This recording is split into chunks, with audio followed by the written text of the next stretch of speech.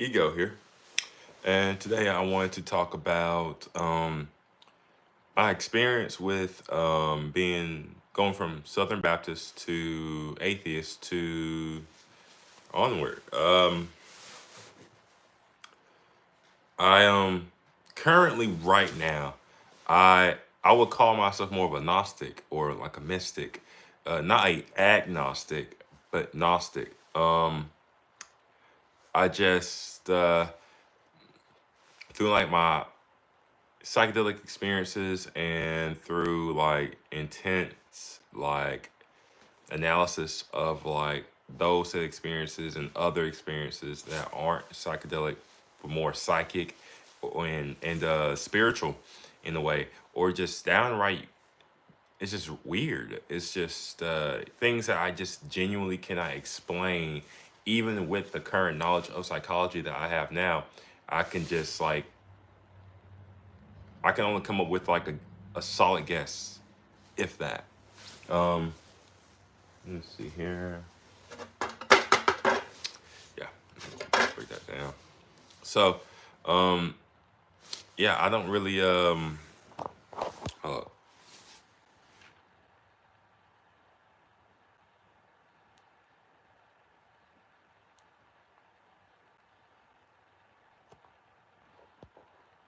send that.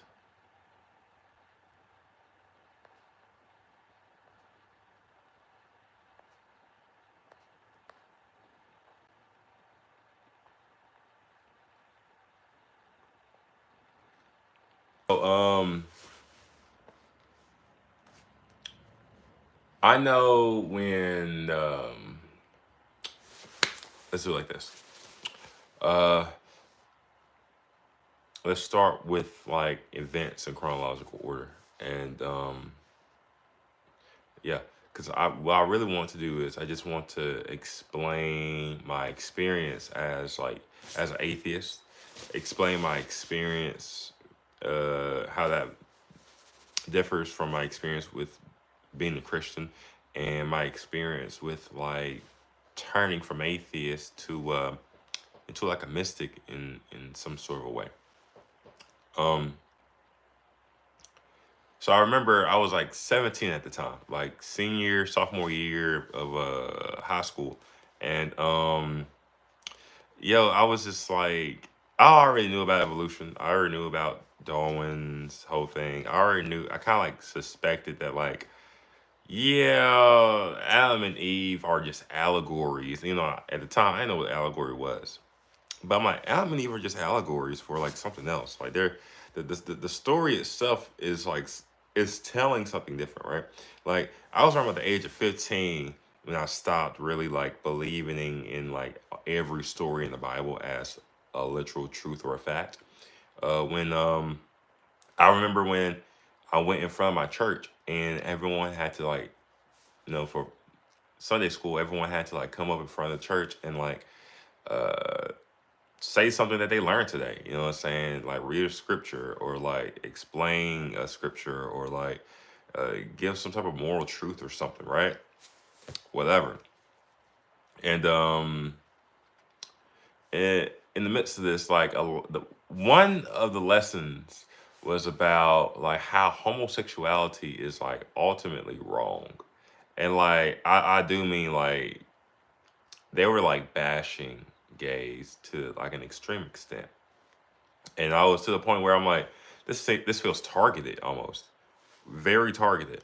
So I'm the only one that still stands up in class and questions the philosophy of like the teacher. That's like, yo, I don't think this is right. So you tell me God sends people to hell for being gay? Like this doesn't make sense to me because what about Jesus saying like y'all just said a whole week ago, Jesus is love. Jesus is forgives everyone for like it doesn't matter if you murder somebody.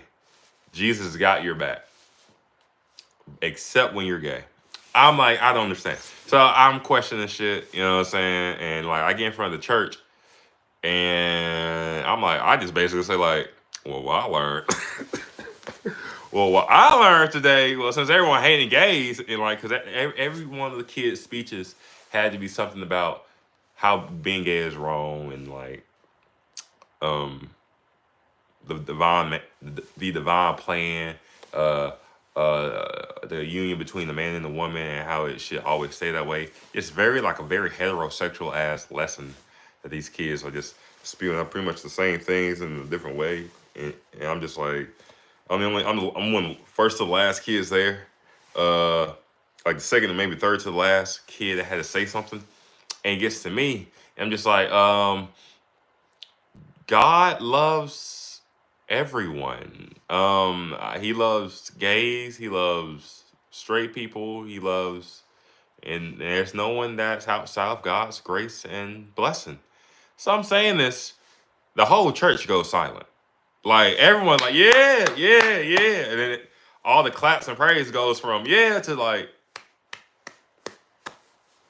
what's wrong with that boy? You know what I'm saying? Like immediately you can feel the shift in energy in the room. The Sunday school teacher, she's looking at me in like from a distance. She's like, I'm like, bro, what you want me to lie? Like, bro, like you told me last week if someone was to murder somebody else, God will save them. But today, God isn't there for them. Or not for the gays anyway. So that was kind of like the first crack. And like, it was the hypocrisy that I couldn't deal with. Like, bro, like you telling me, no, no, that's not right. I get home, my dad's grilling the shit out of me. He's like, "You support gay people? I can't believe like a son like mine is over here standing in front of the church and saying things like this. Like, how could you embarrass us like that?" I'm just like, "Man, did I say something wrong? Like, does Jesus not love?" Like, that was my whole point. And every single time I brought up, does Jesus not love everybody, bro? Like, it cancels out the whole argument and it just kind of like reverts back like an Ouroboros and just goes back to his whole point. I can't believe you embarrassed us. I'm like, bro, like what's going on here, man? Like I don't understand. So like that's the first piece. That's the first little crack in my little Christian ball. And then after a while, I just started to learn more about. It's just the more I learned about science, the more I just stopped believing. I noticed, like I said, I already knew about evolution, Charles Darwin, and all that, right? But that wasn't the thing that really broke my religion. What really broke me was it was really honest to God. One night I was watching this YouTube video, and I've been avoiding this YouTube video for weeks, months, and it's like something inside of me is like pulling to this YouTube video. It's like click on the video, click on the video. You gotta watch the video, and I'm just like, there's something about this video is making me very uneasy. I don't want to click on the thumbnail. It's just like it's like a cartoon, but it's making me uneasy. There's nothing creepy about it. It's just making me uneasy. I don't want to click on it. One day I click on it. You know what I'm saying? And I'm watching it, and it's basically about this guy who's this woman. She goes into this house, or she goes into this retail place, whatever. Not retail, real estate. She goes to this real estate agent, and he's offering her this house that's like to die for. It's a mansion. It's like 3 bedrooms, six bedrooms, 3 baths, all types of like the wazoo. And he says exactly her limit, like her exact limit amount, 100,000 down. Like that's what you need to get into this house right now. And she's like, great, let's go see it. And he's like, not so fast. You gotta sign here for the house, pay for the house and everything, and then we can go off and see the house. And she's like, you want me to give up my hard-earned money for a house that I haven't seen yet? That doesn't make any sense. And it's like, yeah, the house is in perfect condition. So says the owner. The owner says it's in perfect condition right here. The pictures of the house is right here. Like, everything's fine. So says the owner. Just sign right here and the house is yours. So you and me take your word on it, on faith, that this house is just kind of like stable and like right in the right living conditions for me. No, I don't believe that. There's no catch or anything. I don't believe that. You know, what is the catch? And then like it started to click at that moment. It's like the house is heaven. Like I am over here. I'm over here placing faith in something without, I'm over here placing my will, my time and everything, my money even, into this thing, into this religion that's promising me a mansion, that's promising me this great escape, this once in a lifetime opportunity. And if I don't take this opportunity right here, right now, when it's offered up to me, I'm just out of luck. I'm banished. I'm sinning in the spirit of the Lord, and I'm just like going to hell. Like it just started to make sense to me. It's like, whoa. So you're telling me I'm spending my entire life worshiping and giving and all my money and funds is like giving and just for something that the only thing it's given to me is just faith, literal faith. I couldn't believe it. I I couldn't believe, like it's just like no, I know that's not. It's like that whole philosophical dilemma just kind of like threw me for a loop there. I'm like, wait, what's going on? So I started to walk around and ask questions. You know, so there was a couple stories in the Bible that I still believed, like Noah's Ark. Like I believe the fuck out of Noah's Ark. Man, when I started to Google shit, like how many animals are there in the world currently living? Over like 900,000. Like, whoa, that's a lot. Two of each kind. So that's like over, whoa, million. Like, yo, that's over 1 million animals. And that's not counting the animals that were alive at that time period with Noah. So I'm just like, that's well more than 1 million animals on this motherfucking ark right now. And it says 630 animals, two clean. And I'm just like, wait, what is going on? Like, yo, there's like tens of millions of animals on this thing, bro. And like, you got the salt water mixing in with the fresh water, and automatically we know when salt water mixes with fresh water, the freshwater fish are like belly side up. You know what I'm saying? It's just like, so like there should be tons of fish species should be extinct. You got the land. Like how is there like any type of vegetation left if like water is up to sea level? There's only 6 people in existence in Noah's Ark during that time period. Was Noah and his family. You telling me everyone came together and repopulated the earth? Like things like that, just kind of like, wait a minute now. This is some loon shit is going on here. So a lie is being told here, and I don't like it. I don't like it. I don't like it because I never really thought about it. At the age of 16, 17, I never really thought about like the stories too in depth. I just accepted like, oh, this is God. This is how it is. It's like whatever. Bro, when I tell you I could not, I could not, bruh, I can't believe it. I was angry. I went to my dad. I'm like, bruh, God's not real? He's like, what are you talking about? God's not real. Like you tell it like God is not real? Like, what's going on? You know, I'm asking my pops questions. He getting mad at me for asking questions. And he's like, a man that doesn't believe in God is a man I can't trust. You gotta get out the house. I'm like, what? What? So I'm getting kicked out for something that I can't control. Like, I realized, like, yo, I can't control if I want to believe in God. Because, like, at this moment of time, I'm like, I'm not an atheist, but I'm like questioning. I'm like, what is this shit? Where's the lies being told at here? Where like, there has to be a middle ground that I can meet somebody at where I'm not getting cursed out, where I'm not getting misrepresented or like, like, there has to be somebody I can talk to about this stuff where that will make it make sense. You know what I'm saying? Now put the pieces back together for me because I'm confused. I'm confused. You know what I'm saying? And there's nothing more that I want more than my faith in God.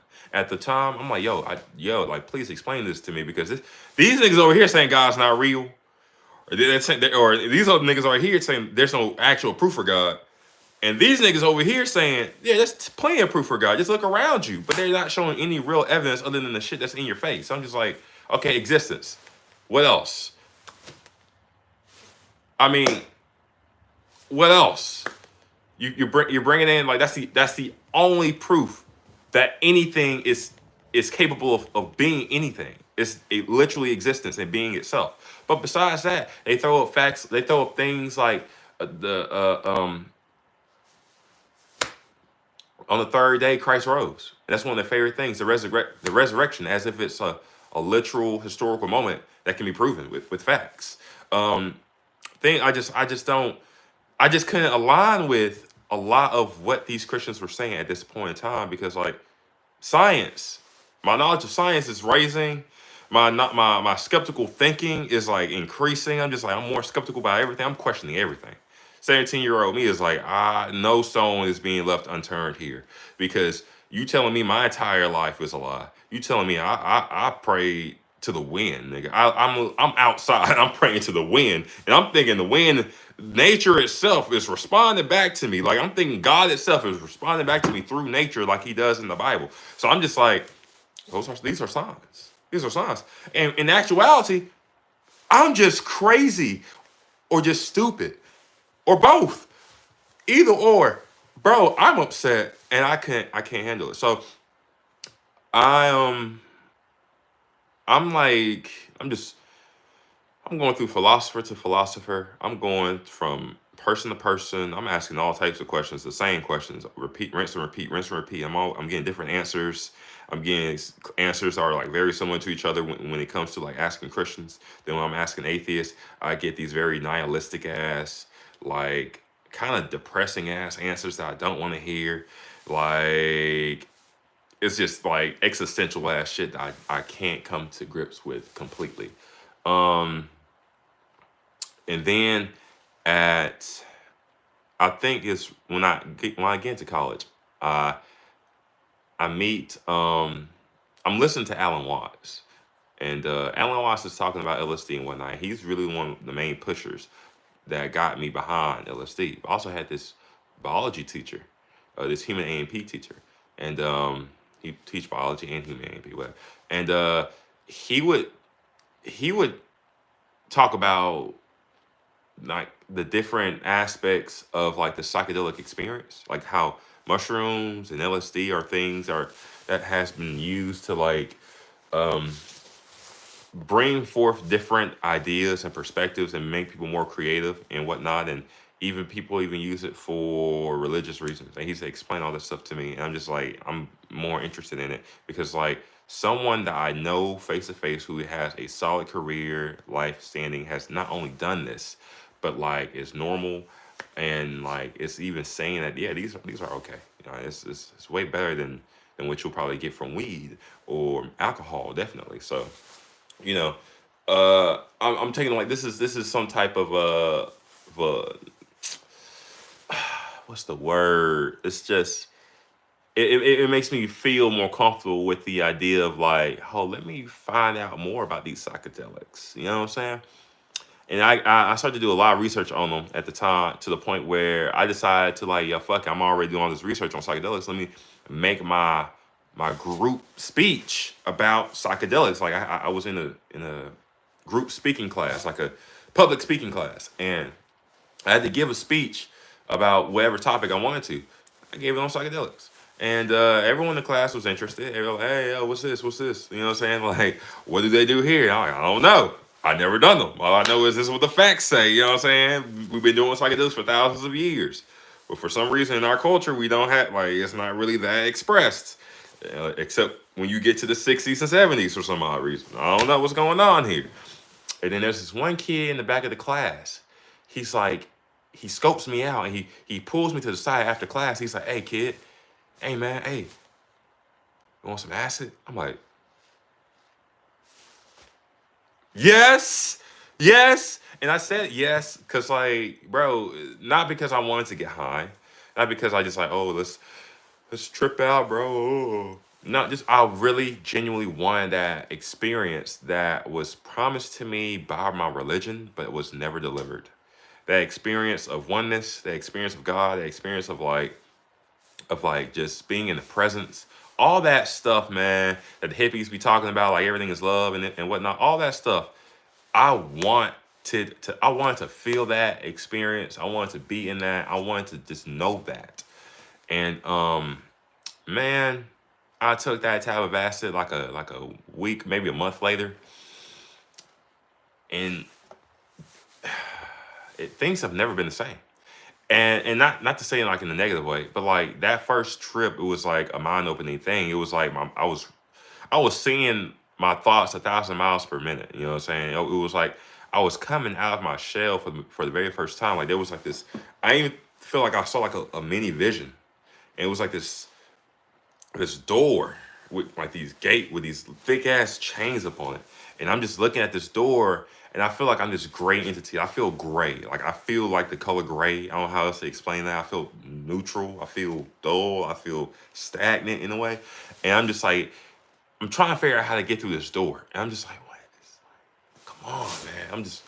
How do I break? I'm pondering like, how do I break through this door, man? What's in this door, man? And I'm getting upset because I can't get through the door. And for some reason, I just start crying. I don't know why.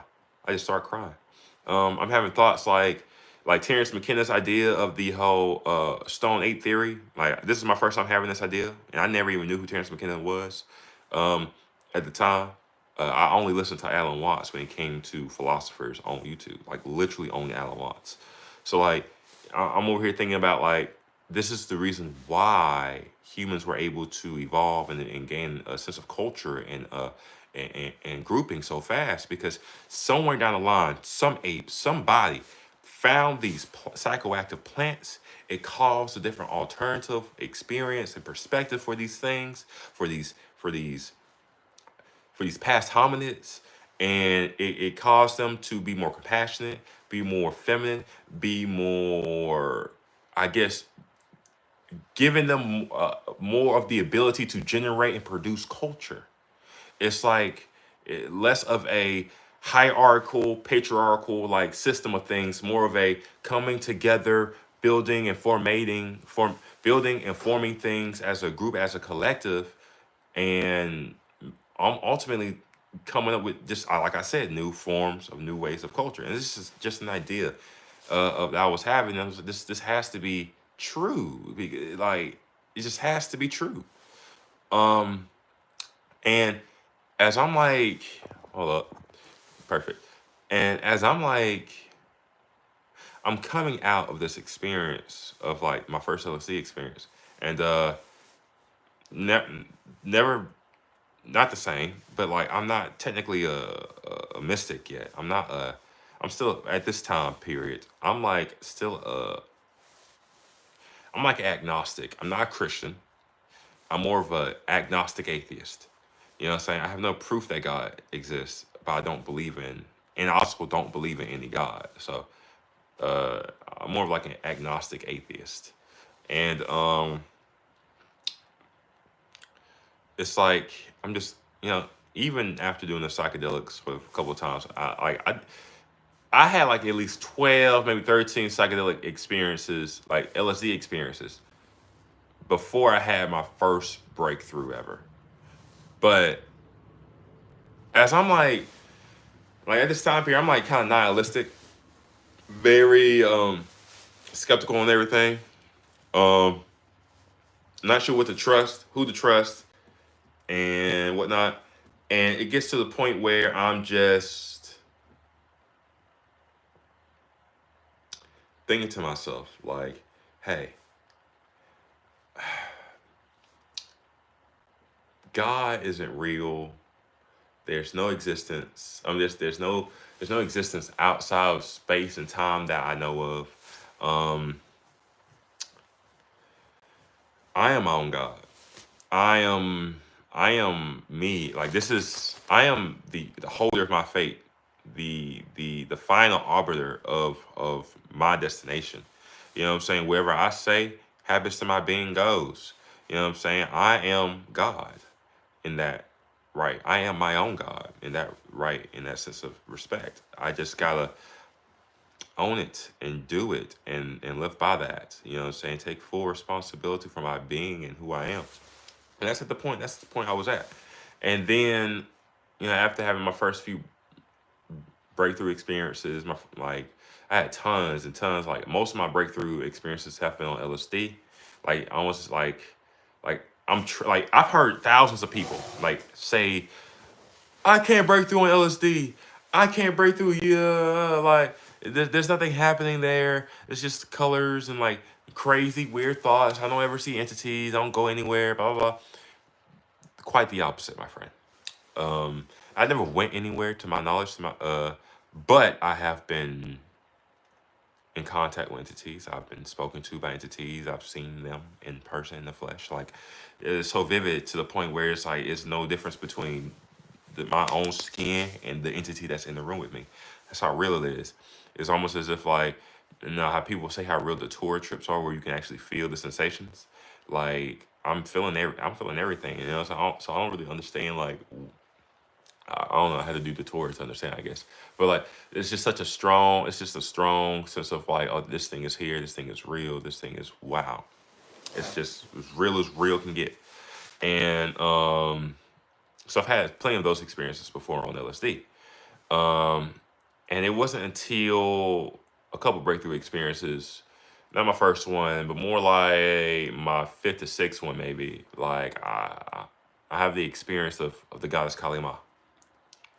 And this experience was so like real and profound because I'll say profound, more like extraordinarily, impossibly like awesome. I just like she comes out the phone in physical form, ruby red eyes, black skin, twice the size of me, hair just thick and wavy and long, and she's just, bro, she is taking me out of here, and I'm like, to this day, I haven't had an experience. I haven't had a psychedelic experience that real. And what I mean by real, I haven't had an psychedelic experience that's that like in your face. That is that um,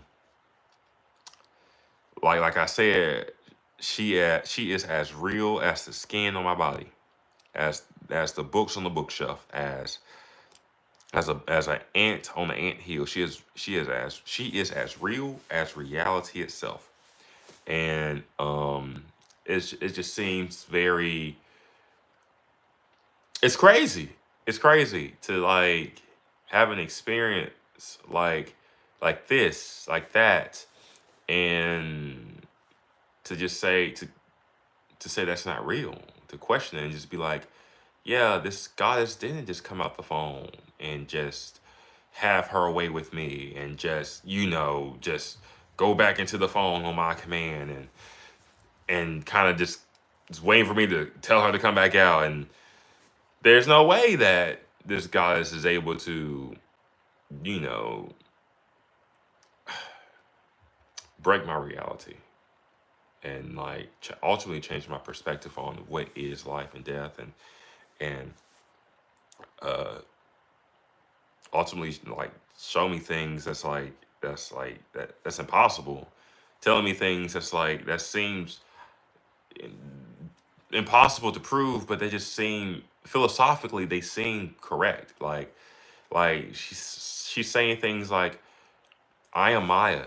You know, so like when I break through on one of my like major breakthrough experiences, I'm trying to summon the goddess Kalima. Actually, Kalima transforms from Kalima into this great mother like entity, and she calls herself Maya, and like she's like, I am the reason why you see things the way you see them. I am your concept of reality. I am your reality.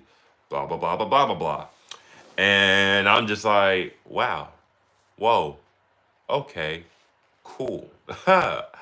This is crazy.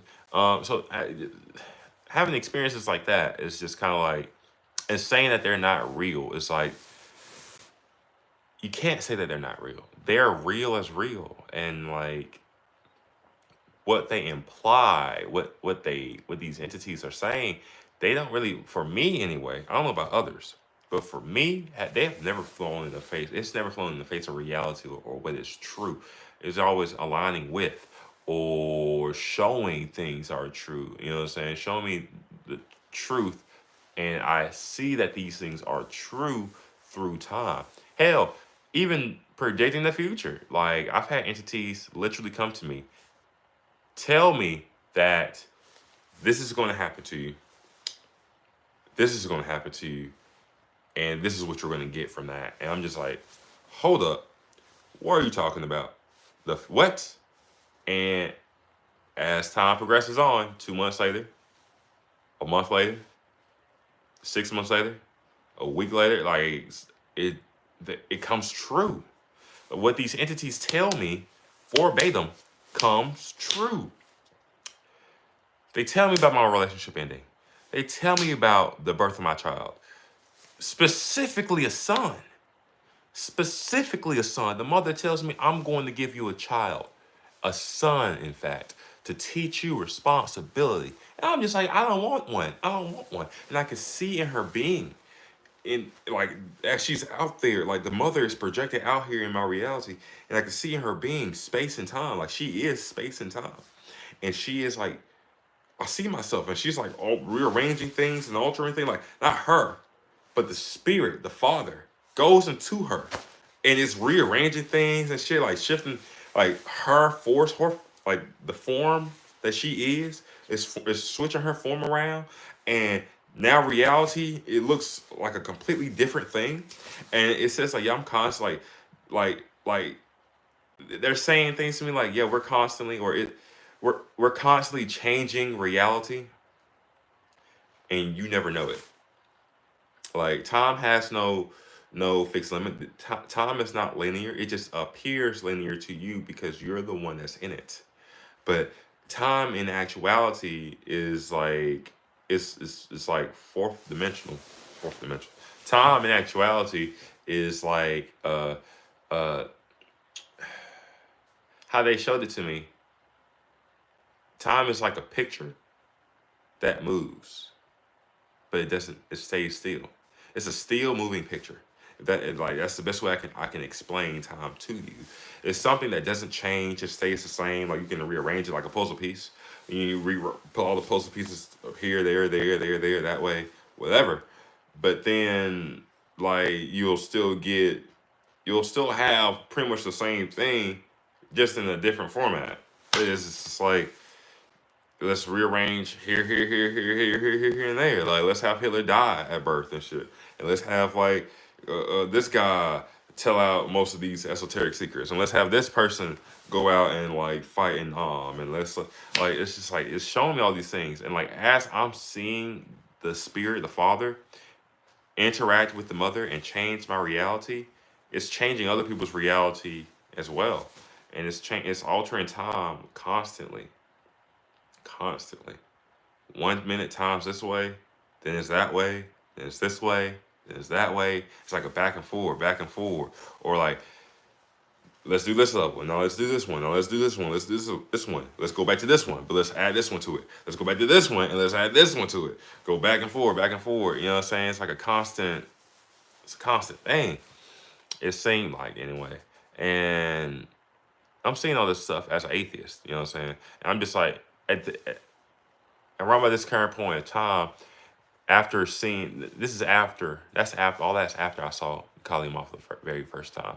But like between the time I saw Kalimov the very first time, or about October the 3rd, 2022, to I guess now, I've been kind of like practicing magic, doing things. It's very unconventional for me. And the only reason I'm doing them is because to test them out, to see if they work in the psychedelic space. You know what I'm saying? Because I've had LSD experiences, whereas I'm just chilling. I'm having these weird entities talk to me. I'm having these weird experiences, and then and I'm trying to like make connection with them, and like it's like instinctively like I start meditating, like break off into meditative pose, doing like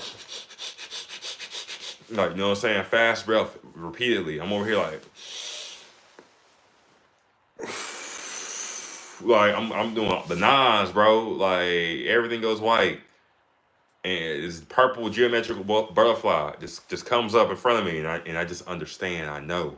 I just know all that I need to know, like all that I need to know, and all that there is about me, myself, and my own being. I know that shit. I'm aware of that shit. I got that shit in grabs in my hands. I separate myself into four different beings at that moment, like four different entities. I split myself into Christ, Prometheus, Kronos, and Aphrodite, or Faith, or uh, the feminine, whatever. Split myself in those four caricatures, and then there's me. There's me. Christ is my mediator. Kronos, Saturn is the top head for some reason. He's the top guy, main head, honcho. Aphrodite or Faith, whoever, she's my state of emotions, love, reason why I feel what I feel, you know. Prometheus is my sense of creation, my flame, my fire, my spark. And he seemed very down, very in the dumps. So, in the middle of all this, you know, I'm just trying to analyze everything as like logically as possible. And these entities, right? These entities are telling me like, yeah, your brain works like an antenna, just picks up signals and shit. Like it picks up us. It picked up us this time, and like, you know, honest to God, this is Kronos talking. Kronos is like, I don't like being here on this human plane. It's so boring here. There's nothing ever to do here. Humans are so boring. They don't ever do anything really. And I'm just like, what? All right, what's going on here? I'm looking around like, what's going on here? Like, who's there? Who's there? There's someone here but me. I'm just hearing all this shit in my head. And like Aphrodite or the feminine, like she doesn't speak, but she's like, she speaks through emotion, and she says a lot more through emotion and through sensation than Kronos does with his mouth yapping off. And I'm just like, yo, she embraces me, and the moment she embraces me, it's like I'm lust. Like I feel nothing but lust and love, and like I just feel divine. Like I feel like I'm like the god of love, Eros. I feel like I am Eros, and when she imbues herself in me, and I'm just like, yo, what is this sensation? Like, yo, I gotta get on something, man. Like, yo, she talking about make a nigga feel good. I'm like, yo, stop. Like, it feels too good when she hop into my being. I'm like, all I feel is love. I wanna hunch on something for some odd reason. Like, I just, shit, it feels like I'm being embraced right now by somebody. Like someone's hugging me. I just feel all warm and shit. Like I don't know what's going on. Like I never felt like this before. So there's a lot going on in these experiences, and like even at that moment of time, I guess back then in that moment I was still an atheist. But after that experience, like my whole reality was like not full like upside down, but it's just like all types of sideways. Like I don't know if, for anyone who's like a veteran tripper, I'm pretty sure they've had trips where it's like they come out of it, they just all types of sideways. It's just like just the way I view reality, the way I was viewing reality was so alien, so bizarre, so weird. It was like I'm looking around. I'm at CVS trying to pick out a Valentine's Day card, and I'm just like, bro, I can't, bro. like I can't, bro. I'm picking out the card. I'm like, bro, I can't, bro. Like, I'm like the whole day. I'm like questioning, like, man, what's going on here, man? Like, yo, what's real? What's real, man?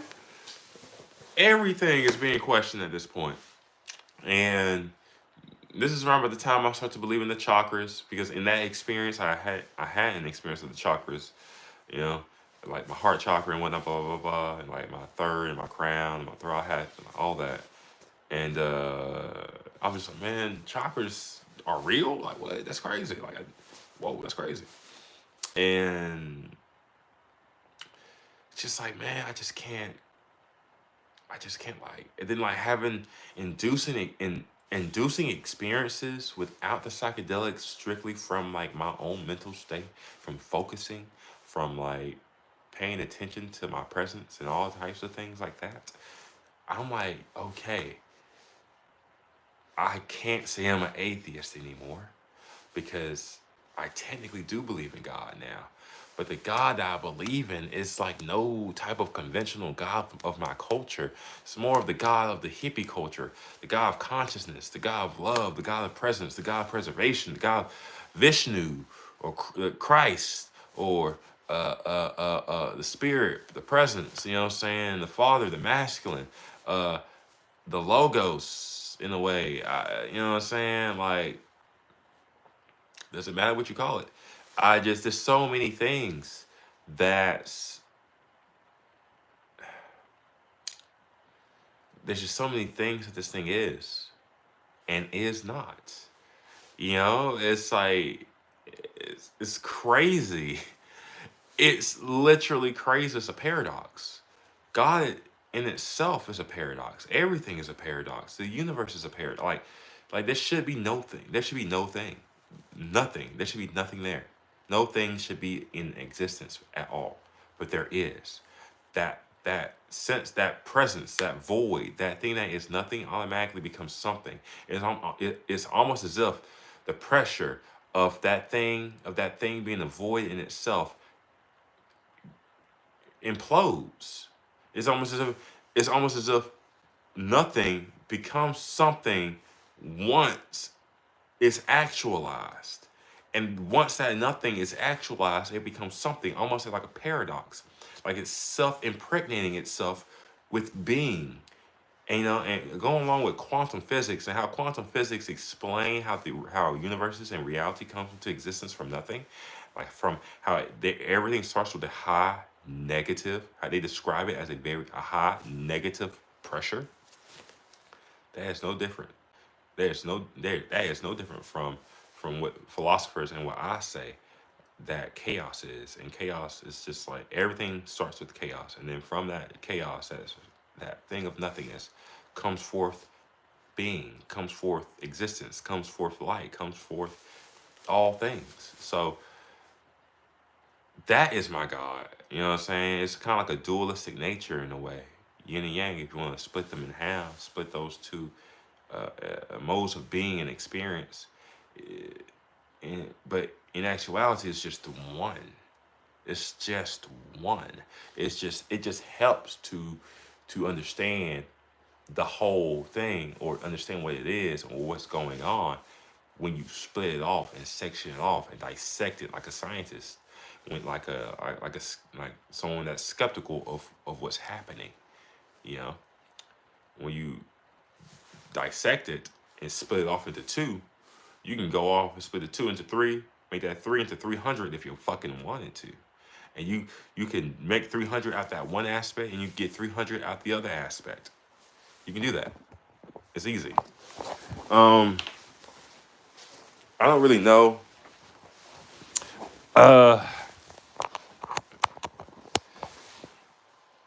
I can say that through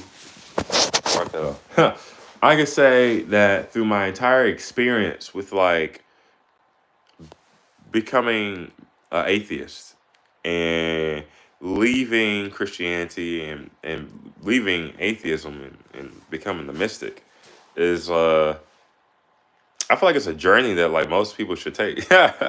Like honest to God, like uh I feel like my sense of faith and my stance and my understanding of like God and like what's going on, like the universe, or just understanding of what God is, and just like my perception and conceptualization of God was too meek, not too meek, it was too meager, too small, too pathetic, too insignificant, that it didn't do anything. It didn't do me any good to think this way or to be this way. The only good it did was build up a fake sense of security. You know what I'm saying? A fake sense of truth. You know, opinionated truth. It's never true truth. Um, what knowledge did, turned me into an atheist and gave me the truth. You know, and because of the truth that I had, I was forced to explore and go beyond uh, was what was expected of me and what's expected of most people out of my culture. And because I went that extra step to understand and to know, I I became what I am. Um, my sense of faith, my sense of understanding is increased. I don't even I wouldn't even say that I have faith anymore because I have all the proof of God that I need, or at least for my God. Now I can't say anything about the Christian God, Yahweh, and how they view Christ and raising him back from the dead on the third day, things that literally defy logic. Like, come on, bro. Come on. Like, the world is made up of magic. True. It's not that type of magic, brother. All right. It's not like there's tons of miracles that's happening in the universe. And the only real miracle that you need to really know that actually happened was the miracle of existence itself. That's the only real miracle that I would actually really count. You know what I'm saying? Other than the fact that there's more things that's being born from that act of creation. So it's just like act of creation. Let me correct that. From more things are being born from that moment of being. That's better. Because God is not, the universe is not a creation. The universe is a being. The universe is conscious. The universe is aware. And I am that. I am the universe that is conscious and aware. I am the representation of what the universe is and has to hold. A meager, small, very minor representation, but yet a representation nonetheless. And that does not change, regardless of how meager and small, it does not change, regardless of how an atom or whatnot functions or how it looks or how small it is. It's still an atom. An atom is still the building blocks of the shit. Same way I am my bit. I am I and my being is a building block to the hierarchy or a building block to what we know to be the universe. I am just one piece of the puzzle. And I do mean a piece a humongous puzzle, a puzzle that you can't even fathom. So, same way you are, same way everyone is, and everything, even a grain of sand is a piece of that puzzle, because all of it is literally one thing as a whole. It's God. All of it's one thing. Like, if it wasn't, why are there multiple suns? If it was, if everything was just truly that separate and that different and what unique, there should be one sun, one planet Earth, one type of planet Earth, like Earth-like planet. There should be one type of Saturn-like planet. There's multiple Saturn-like planets, Earth-like planets. There's multiple suns and different types of suns. There's just different types of all types of things and multitudes of those types. Why are the same patterns popping up? Why are why are things so similar but yet different from each other? Like, almost as if they're similar but they're stretching. They're slowly becoming distant. Almost as if the universe itself is evolving. Um, why is anything? Yeah. And these are the questions that, like, you ask, like, when it comes to uh I guess being in the psychedelic space. Why is anything? Why is there being? These are questions that truly can't be answered. Only thought on, philosophized, and given new creative ideas and takes. There's no real reason why. There's no reason why as to anything. It just is. And because things just are, it gives you the best opportunity, and it gives you the best opportunity to take advantage of that and to take that in, to use that to like, yo, there's no meaning to the universe, so I can do anything that I want. And it doesn't mean go off and be terrible, nihilistic, devilish, devious person. That means literally to go off and carpe diem, brother. Live your life to the fullest and do it the best of your ability with lots of love, compassion, care, and all that good fun jazz. That's what I say. But like, you know, others might disagree. But I feel like looking at life like that is healthier. You hold more responsibility onto yourself rather than placing it on other people or onto other things like a god. And it just makes things more full. If you was to say that life has a purpose and the purpose was to go to heaven, basically, life seems pretty boring. Life seems pretty straightforward, simple, and already figured out. It's not fun. It's not fun that way. I'm not saying that we're here to, the universe did this for fun, but I'm saying if you're in something that's a neutral, positive, or a negative, it can be either. Why not just have fun? Why not make it fun? You go to a bouncy house, the bouncy house can be neutral, positive, or negative. You're in the fucking bouncy house. Bounce, nigga. Jump. Do things. Explore. Do you. Just be. You know what I'm saying? Purpose to life right there. Boom. Just fucking be. There's no fucking purpose. The fuck? So, yeah. From Christian to atheist to mystic. You know, from believing in God and Jesus Christ as my one true and only Savior, to believing in nothing, to knowing that all is saved and all is preserved through essence, through being, through the one. That one being the totality of all being, the thing that is all being, the thing that emanates, that creates, that runs through the literal energy and powerhouse of this whole baby right here. You know what I'm saying? If I was here once before, it's not too crazy to say that I won't be here again. And if this was my first and only run, hell, it was a good one. I had fun.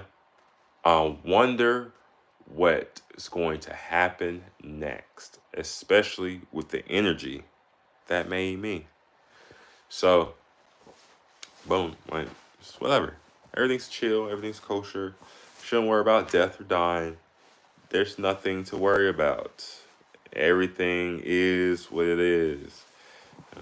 Now, come on. You didn't exist before, and it was fine. You don't exist again, it'll be okay too. The only thing you have to worry about is actually existing, because that's where all the worrying and holding on to is at. So, there's that. But I guess this has been ego. You know, I don't want to drag this out. I dragged this out, you know, way more than what I wanted to. But hey, it's all kosher though. I guess I'll see you guys on the next run, next time, next whenever. But until then, peace.